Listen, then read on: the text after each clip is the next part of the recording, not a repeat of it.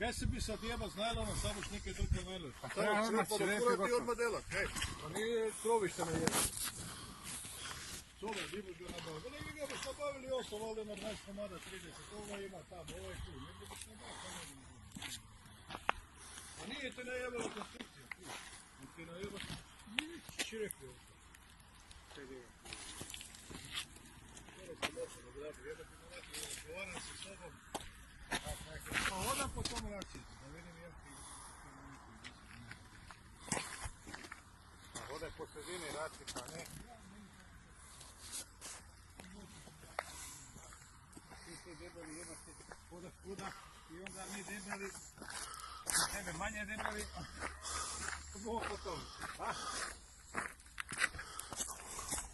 Jebati moju mater, pa ne da naći kakve kamere. Hoćeš vidjeti hoćeš psovat na Facebooku.